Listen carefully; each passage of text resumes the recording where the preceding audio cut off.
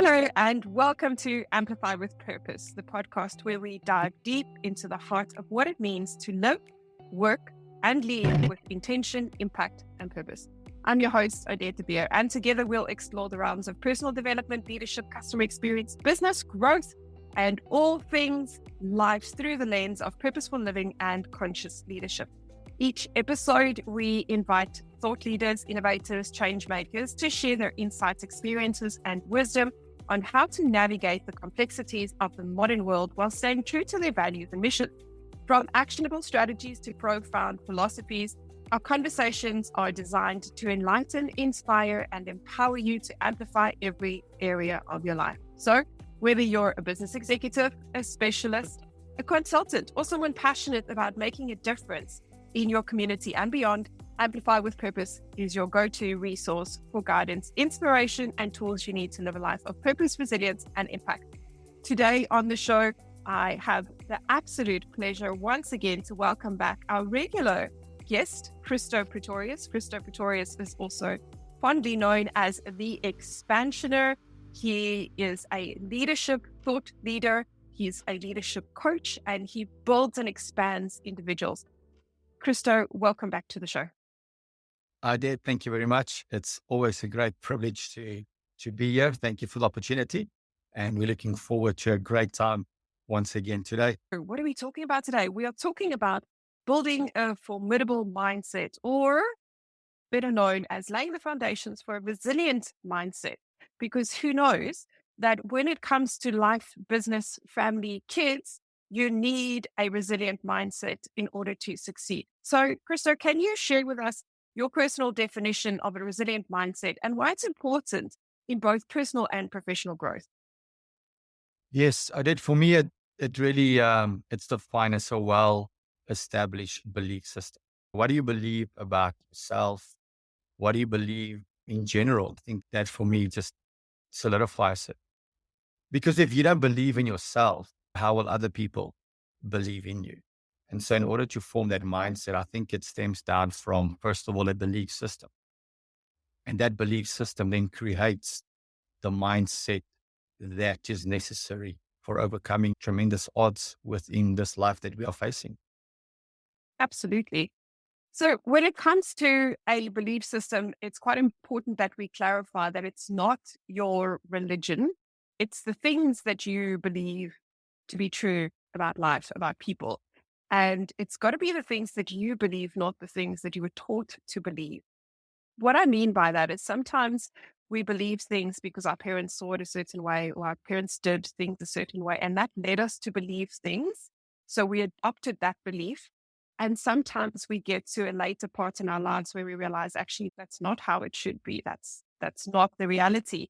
For example, when I was much younger, I was telling my daughter the story how I used to walk with my head looking down. I was too shy to speak. I never wanted to show my face to people, and I never wanted to speak. And that meant that I was told that I'm introverted and I therefore can't do public speaking. I can't do what I do, and you can't lead people because quiet people can't lead people. Isn't that true? No, it's not.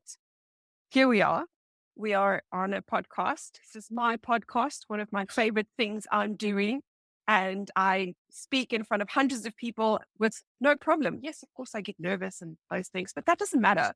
I managed the process of identifying the lie, as Craig Groeschel would put it. And I replaced it with the truth. And the truth is you can be whatever you want to be. Christo, how do you define clarity in the context of mindset development, and why is that foundational to building a resilient mindset? Yeah, it comes down to that word, is to define what you want to achieve, what you want to establish within life. Like you said, it's not so much about religion and those type of things, although they play support. But I've seen people's belief system that then forms a mindset is the way that they were brought up. So what happened in the past, what they're currently facing, and also, what they're thinking of concerning the future. So you need to define what is it that you want to do, what it is that you want to achieve. Like you said earlier, you wanted to be a leader, but people said because you're quite introverted, you can't lead. And so if you want to be a leader and that's like what you want to do, that will give you clarity on what are the things that you got to work on moving forward. Every building has plans that has been drawn up by an architect because I spoke to the owner. And so for me, that's the way I look at mines is what is the thing that I want to achieve? And then I draft this plan that I can then follow the steps to bring it to fulfillment. Yeah, maybe I look at it a little bit different than other people. For me, it's not like you have just one mindset and that's just it. There are certain things in certain areas that I'm much stronger in when it comes to mindset and belief system than other areas. And it's purely because I have experience or more experience in the one area, or I've got more victories in the one area. Therefore, my confidence when we speak about certain things are high, and therefore my mindset is a lot stronger. That's what I've seen over the years in my personal life. You know, some friends and people will say very strong in that area. And then I look at that and I'm thinking, okay, personally, I would not rate that as like one of my strengths, purely just because of my own life and things that I'm going through. Yet when people look at you, those are the things that maybe stand out. So for me, mindset is really about you got to define what it is you want to achieve. And then you start building to work towards that. I hope it makes sense. Absolutely. I 100% agree. And I don't think that I have thought about it in that way, but you're correct. It probably was an unconscious process of thinking, I want to be this thing. What do I need to do to get to that place? And we may not think about these things in terms of such simplicity as it's actually just Yeah. a plan. Where do you want to go? What are the steps? And let's get there. And that's exactly what happened. But when you go through the motion of making that decision, you obviously experience life Yeah. and they often see it a little bit differently. But for those of you who are perhaps in a position where you want to redefine your mindset, where you want to change things in your mindset, it really is as simple as getting a plan. Where are you? Where do you want to go? And identifying the things that you need to do to address them. So, The reason I say that, uh, that I'm yeah, sorry to interject there. The reason I say that is for a long time, I've tried to establish like a mindset or a belief system that's like solid and it's like unshakable. And you try to aspire to that, that one day you're going to come to this place where things will just be easy because you've got this mindset and you just know that. But the more I listen to people that are expert in their field and are very strong, especially in the area of mindset, I'm thinking about one person that I follow and over the last maybe 2, 3 years, really been listening to a lot of his content, David Goggins. When many people know David Goggins as one of the toughest people on the planet, that guy just ferocious when it comes to mindset. But when you speak to him, he says the following. He says every morning when he wakes up, he doesn't want to do the things that he needs to do. He says he also goes through the challenge of sitting. He runs a lot. He does ultra marathons and run through the night, 24 hours, those type of things. And he says there are many mornings that he wakes up and he looks at his shoes for half an hour and he doesn't want to do it. But then that mindset and that resilience then kicks in to say, but I have to do this. I'm not sure if it's Alex or Mosey or somebody, they said the following, they said, courage is not the absence of fear, but it's in the presence of fear, you keep going. And so many times, like we think, all right, in order for me not to have courage and be courageous, there should not be any fear or any doubt. And sometimes it's you do it afraid. You just have to do it. And so I think of mindset in something similar that it's not just you're gonna come to the place one day where everything just works and you're not gonna face challenges. No, you're growing on it continuously.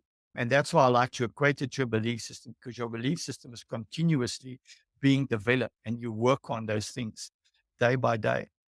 And you will never be great in every area of your life. Today, you'll be great in marriage, but next month, you'll feel like, I got to work on my marriage. But then you're great in business and business is doing well. And then when all of that is working all together, then the kids, they just go haywire and you like get everything just fall together. It's like trying to live a balanced life. I don't think it's possible. You just have to juggle and adjust as you go along. Nothing is just going to be boom. So yeah, I think maybe just to clarify that, that's the way I look at a mindset, and maybe for the listeners, just to help them, it's not so much a place that you reach, but it's more a journey that you're on, and it's constantly developing that. that's so true, Christo. One of the things I like to do with my clients, for those of you who are listening, I would love for you to just do this little experiment with me. I want you to put your hand in front of your face, about 10 centimeters. Christo, if you would join me, put your hand in front of your face. And I want you to look at your hand and think negative thoughts about turning your hand. Things like, if I turn my hand, I'm going to die. Or I really don't want to turn my hand because it's effort, or whatever. So just continue thinking really bad, negative thoughts about turning your hand. Now, I want you to turn your hand. What did you notice? First of all, there was a pause because my mind was like, don't turn your head because this thing's going to happen. But then when I ultimately did, nothing happened apart from my hand turning. And that's how powerful it is to go, okay, yes, I feel these things. Yes, I think these things, but I can still act in spite of the way I feel, in spite of the way I think.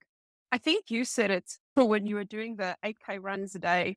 I'm still not there yet, but you get to a point where you just have to keep going.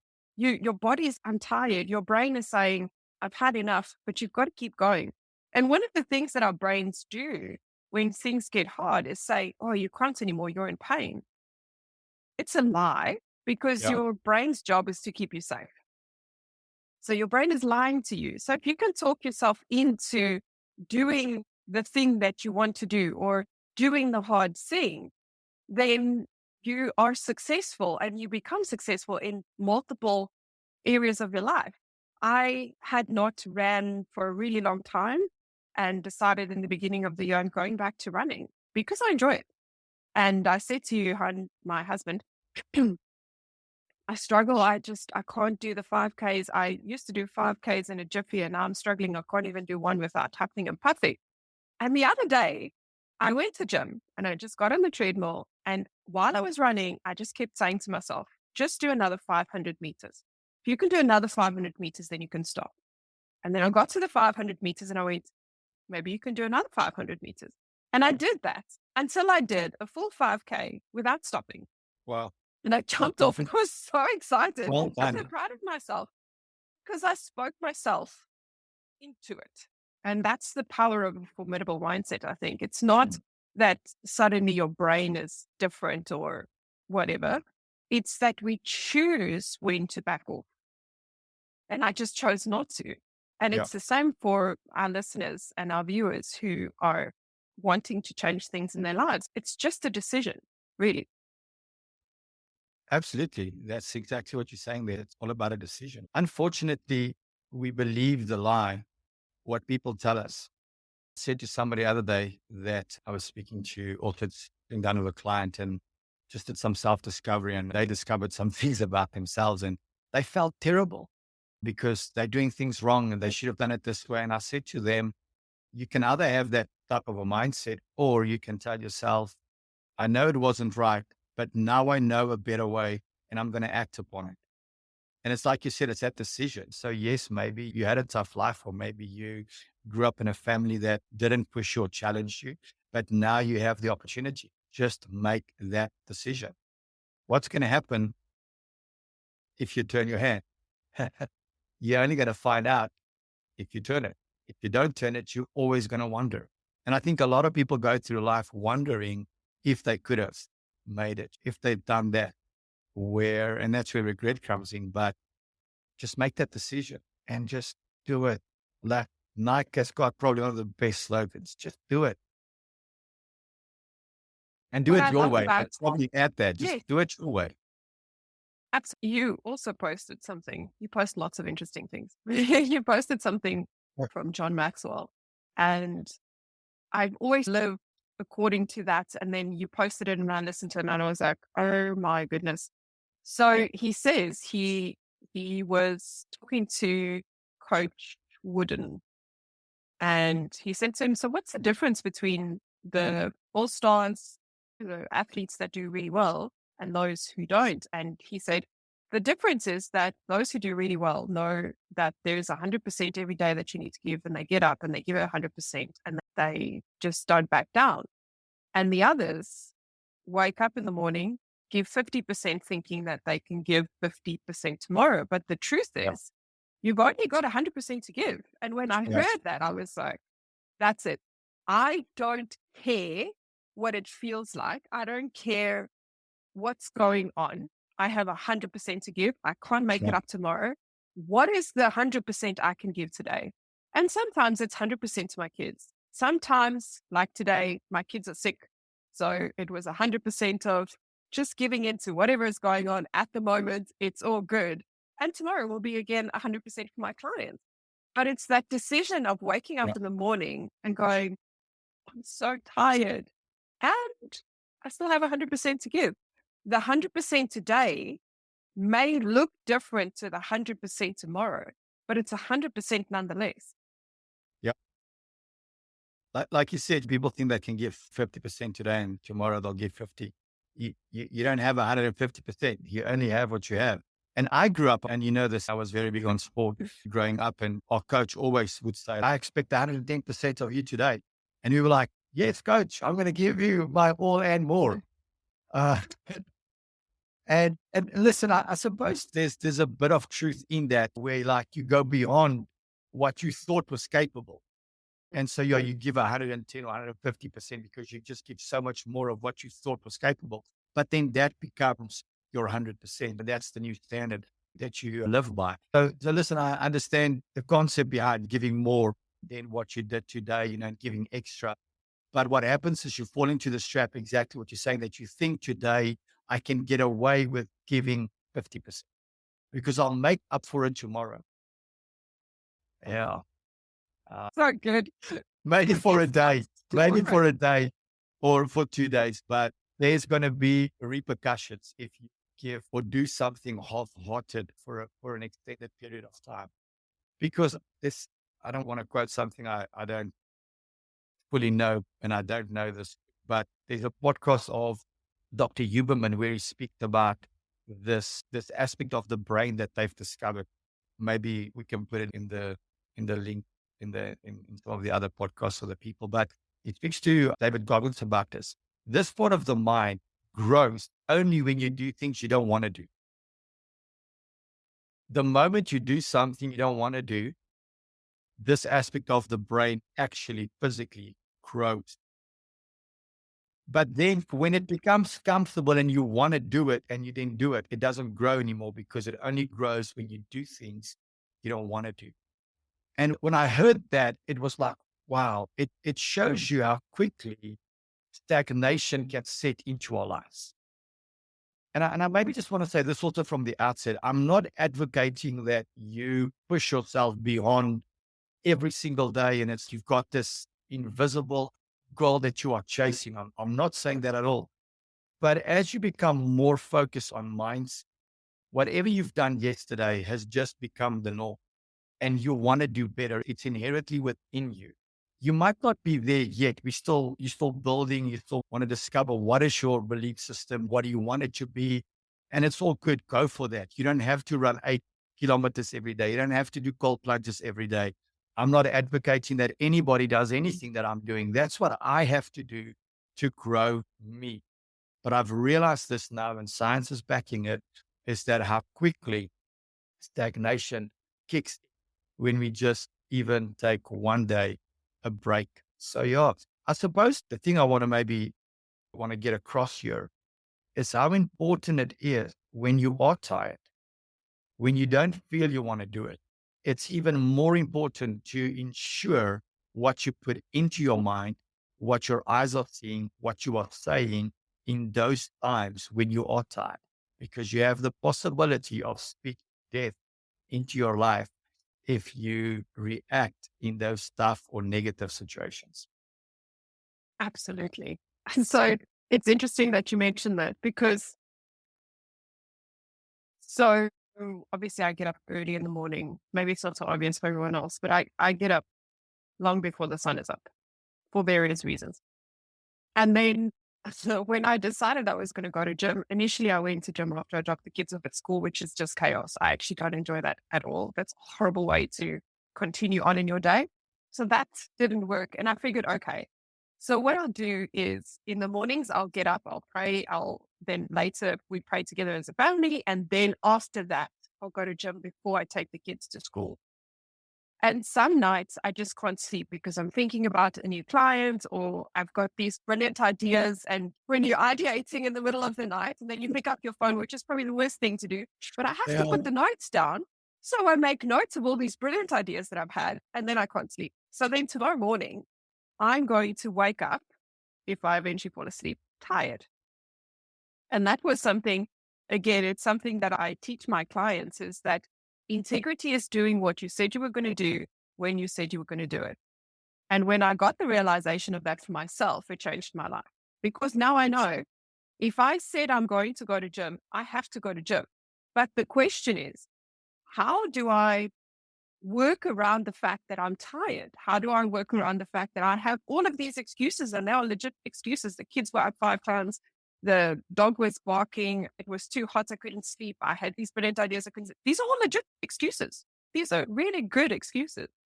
And I decided I will motivate myself. Now you're going, what? Superpower? No, self-influence. So what I do is I get my shoes ready, my running shoes. I put it in the bathroom.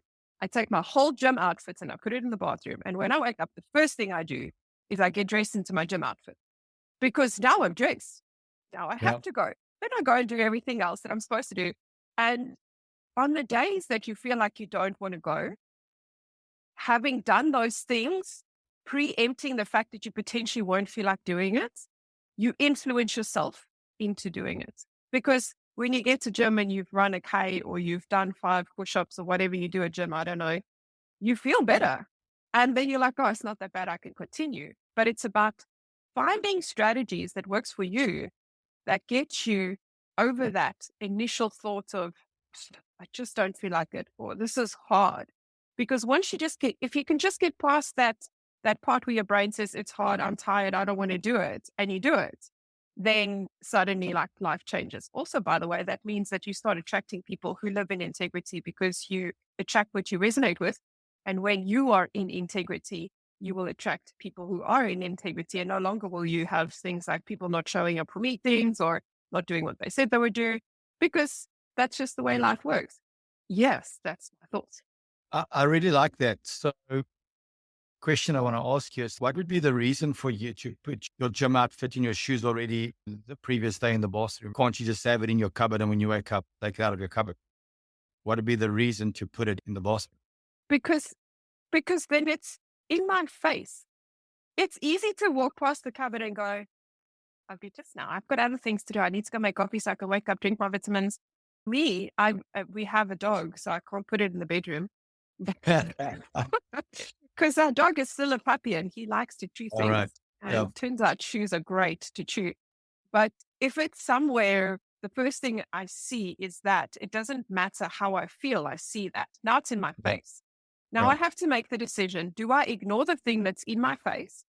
Or do I lean into what's in my face, regardless of how I feel? So for me, it's leaning into the thing that is uncomfortable. And don't get me wrong, there are still moments while I'm already dressed that I'm Yeah. sitting there going, I don't actually feel like going to gym. And then I get up and go to gym because I can do things despite the way that I feel. And these are things that I decided I wanted to do. Yeah. And if I'm going to be in integrity and if I'm going to expect my clients to be in integrity, if I'm going to expect my children to walk in integrity, then I must first be in integrity because I honestly believe you have to walk the talk. Yeah. You cannot tell people to do stuff if you're not willing to do it yourself. Yeah, absolutely. I want to maybe just go 1 or 2 levels deeper here. You said something quite interesting is the reason you do that is so that you can lean into the thing that you need to do. What other things, when it comes to mindset or even creating habits, or like you have certain routines like getting up early, pray, time with the family, kids to school, go to the gym.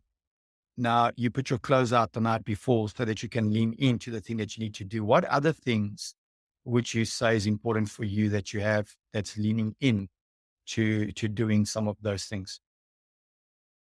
I set up everything I don't want to do before I have to do it because it's hard doing the things you don't want to do. I'm not Yeah. pretending it's easy. It's not. But because I know it's hard, I focus on those things and I set them up. So, for example, a bajillion years ago, no, I'm not a bajillion years old, although I feel like it, but a bajillion years ago, I listened to a book, Millionaire Mindset. There are multiple ones. I'll find the right one and put the link in the chat. But the thing that stood out for me in that book was that people don't recognize their trends and their seasons. So this book was a financial book, but I see things not just in a box. I see where it all fits in, which is why I do what I do. And I realized that I had patterns and seasons in my life that if they continue, I would not be where I want to be and I would not be the person that I want to be. So I have to choose to change that pattern. Things like, Okay. so tithing is not an issue, but initially tithing was hard to do. So how do you do it? It's simple. You put up a scheduled payment. The first thing when your salary comes in, the scheduled payment goes off and it's done. Now I don't Yeah. have to think about it. I don't have to feel any specific way about it because it's done. I want to do it and now it's done. Now I can't talk myself out of it. When I wake up in the morning, I know that I'm going to so for me to start my day well, I need silence. And by that, I don't need to see my husband or my kids. I need you guys to just go away. It needs to be quiet so that I can have my time with God, so that I can have my coffee. And when I'm awake and I've spoken to God, then I will speak to you. Then we can have a good conversation. And I would then set up the morning like that. So I will get up long before the family is awake so that they don't Yeah. irritate me and then irritate my day. Or the day before I set out coffee. Or when it comes to school lunches, I listen to mom saying that school lunches is chaos and they never know what to do. So they quickly run into Woody's and get something before school. I don't want to do that because then I'm probably going to make poor choices. So we do lunches on a Sunday. The things that you want to do, the Bible says the spirit is willing, but the flesh is weak. So identify those things where the flesh is weak and just Yeah. dupe yourself into it. Find strategies that works for you. And if packing lunch on a Sunday is not your vibe, don't. But that's what helps me figure out what I need to do for the week. Then I have a structured week and I do everything that I intend to do as opposed to getting to Friday and going, I intended to do all of these things, but I didn't because my intention was not backed by action that knows my tendencies and my seasons and my trends. Wow. I like that. I really like that. And maybe this is not maybe, this is definitely for somebody out there to help you. Where you said you set up the things that you don't want to do in advance, because then it's easy to do it because it's already set up. It's in your face. Just find the things that you need to lean into to get those things done. And like I did say, just create some of those strategies. And here's a simple example. So 2023, I decided I'm only going to drink water, no juice, no milk, no cold drinks. Only going to drink water, filtered water, and I'll have black coffee, no milk, no sugar. So for the whole year, that's what I did. Drank over 650 liters of water. I got myself 1.5 liter container and just filled it up. And I would drink 1.5 or maybe 2 of them in a day. And I did that every day. I had a Excel spreadsheet, and every day, end of the day, I would put in my water consumption, because my word for the year last year was to optimize. I wanted to optimize just things within my life. And that was one of it. I had seven areas to optimize in. So I was measuring everything every single day on an Excel spreadsheet. For those of you that know me, that is not me. I'm not an Excel spreadsheet type of person.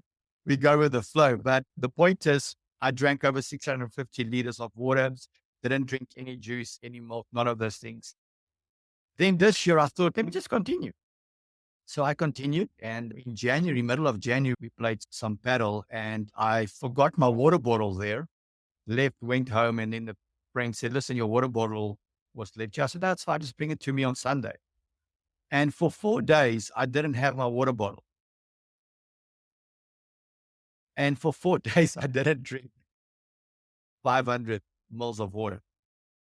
Not because of anything. And I realized this is that although I did it for 365 days, every single day, the moment when they're leaning in, The moment that strategy was removed, it showed me how quickly I went back to not doing the thing that seemed so simple. And I realized that many people are missing out on an extraordinary life simply because they think that, oh, but things are hard, so I can't do it. No, there's a hack that you can use. You can lean in, you can have a strategy.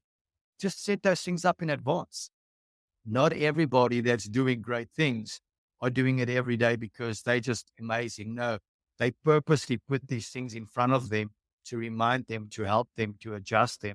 Why do rock stars and superstars and celebrities have a chef and personal trainer and all of that? You got all the money, you can buy the right food.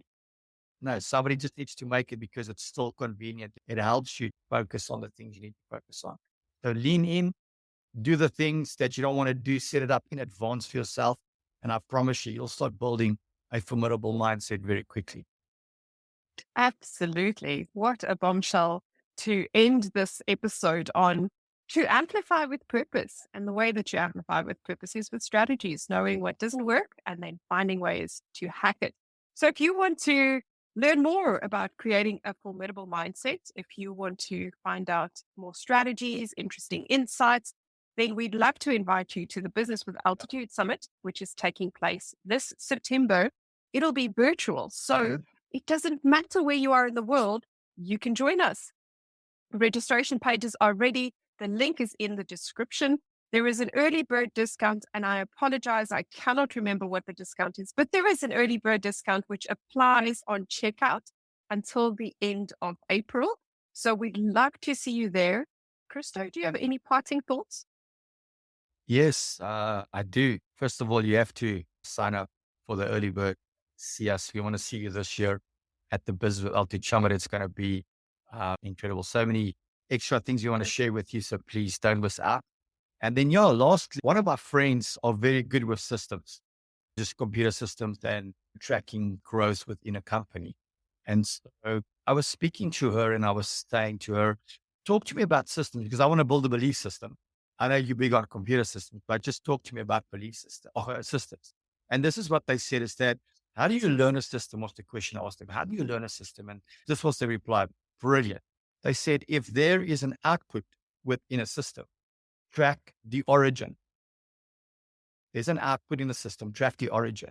And when they said that, I'm like, I'm taking that for myself in building a belief system. So if there's an output, if there's something that I like or I don't like, go and track, where did that start? And so the moment you can trace where it starts, you can reverse that and you can then change the output towards something better. Or if you like the output and you've traced it, you cannot duplicate it. Thank you for today. That is so good. Love it. Guys, we hope to see you in our next session where we will continue this conversation on building a formidable mindset. And just once again, we'd love to see you at the Business with Altitude Summit. If you have any questions or comments, leave us a comment. We'd be happy to chat to you or leave a review. We'd love to hear what you think about this really awesome topic, which might I say was fantastic today. Thank you so much, Christo. And to all of you, have a fabulous day. Remember to amplify with purpose. See you soon.